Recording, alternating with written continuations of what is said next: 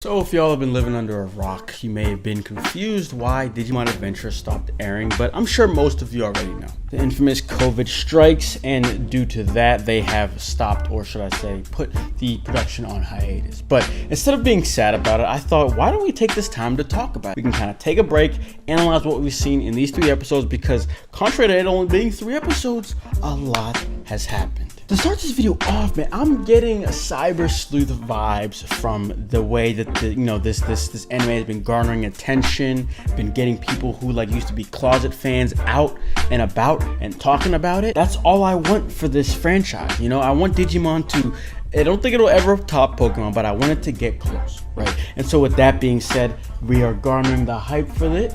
They're making a story game, they're making a world game, they're making a Digimon MMO, and all we need now, bro, is Digimon Survive. But if they don't come out the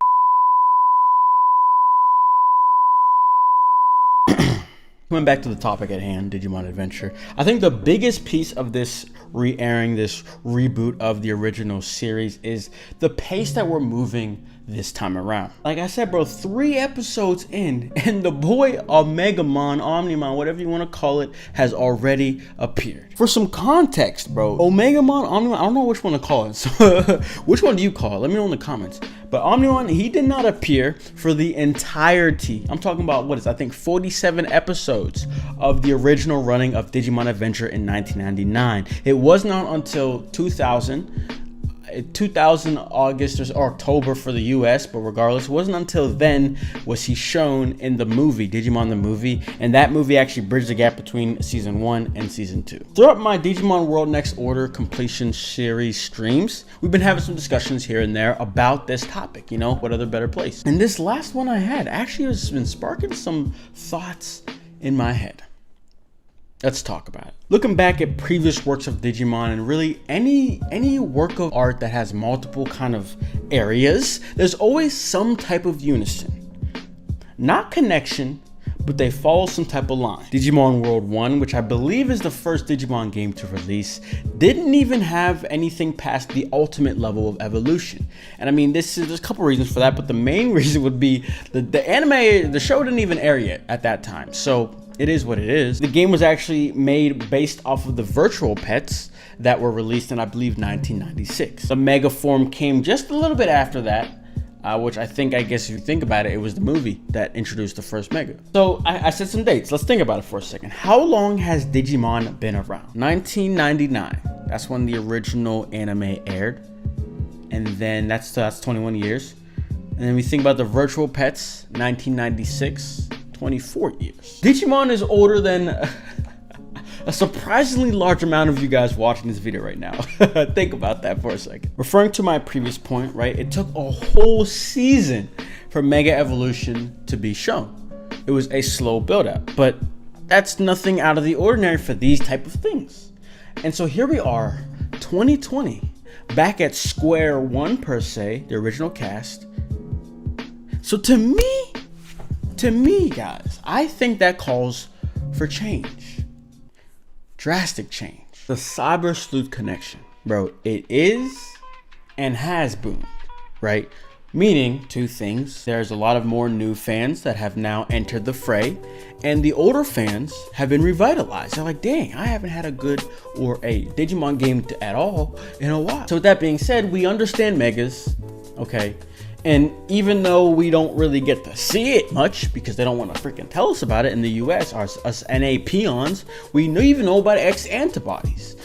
Like I said, I don't even know that much about them, but we know of them, right? So I ask you, with full question marks above my head, does it make sense to have another slow build-up? Mega Evolutions don't feel that special per se, because obviously the one in the anime, episode 3, was hype, but it's just not the same as what it was back then, right? So what's the point? What's the point anymore of having such a slow build-up to that? I prefer seeing Omegamon have to get into his X antibody mode or something like that in order to beat a brand new super strong enemy, rather than 4 episodes of Agumon getting to Greymon just so he could beat Devimon. You know what I mean? As I was playing Next Order, Digimon World Next Order, I was shocked to see Omegamon Zord D be the main villain in this game. Like, maybe I caught wind of it back in the day, but I just completely forgot. Because personally, I was actually introduced to Zord D through Digimon Links.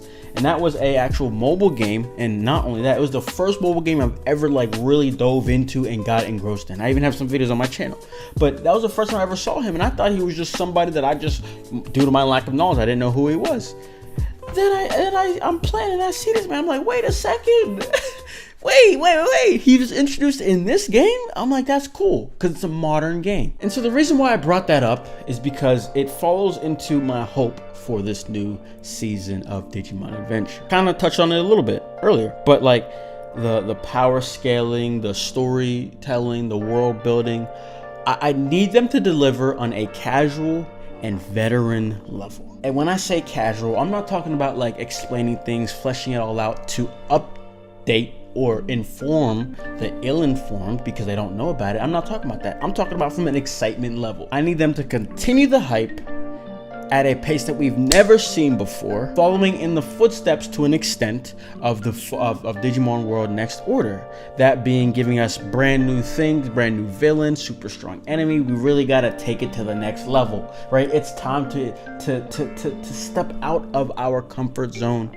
And you know what I'm talking about, the X antibodies. I need to see some things like that. I don't know, maybe not that level, but at least things that we don't see a lot. There are so many things you guys bring up to me and tell me in these streams, like, oh, did you see, what was it, Minervamon's perfect form or something like that? There was still, and he had an X antibody, she had an X antibody form. I'm like, bro, like, can we utilize these things? It's about that time. Try did it a little bit with Maycrackmon, whatever the hell. I don't even know if there's a third one, but bro, watching that junk was slave work. Oh my god, I don't think I finished it. I think I need to watch the last one. I don't know, bro. I don't care though. We're kind of on that path to an extent right now, right? That new enemy that we were fighting throughout those, well, I guess the last 2 episodes technically in the new Digimon Adventure was a new Digimon. Now granted, it did look very similar to Diaboromon, but hey man, I'll take it. I'll take it. And referring to Diaboromon, Digimon Adventure, the movie, or Digimon the movie, through the research of kind of putting this video together, I freaking noticed how similar to an extent that the Digimon movie and those first 3 episodes that we just had were, bro. Like, it had its own twist to it, but damn, it felt really similar. And the best part is we are only 3 episodes in, dog. And I mean, I don't know, it's kind of exciting, but then it brings me to worry. If you think about it, we could potentially only have 10 episodes left, right? It ain't like the past where we used to have 50 episodes for a season 1 type. No, it could happen. I'm not saying it won't, but just what we see, I'll be happy with 25. 25 would make me happy, you know? And I don't know what it is. I have a feeling that Toei Animation, I just have this feeling they're gonna deliver, but that could be me being optimistic. I'm an optimistic kind of guy though. Can you blame me? But with that, that brings us to the end of my video and the start of our discussion, right? How do you guys feel about the pace that they are coming at us with right now, right? The biggest thing that I saw my boy Doug was saying, he's like, Toei is known to screw up, so they could be going too fast for their own good. They end up not having anything too worthwhile by the end. That is a very big possibility. So let me know what you guys think though of the pace that's going on happening right now, kind of all the other points that I mentioned as well. Hope you guys enjoyed. Be sure to leave a like, subscribe for more Digimon content, and I will see you all in the comments. Peace.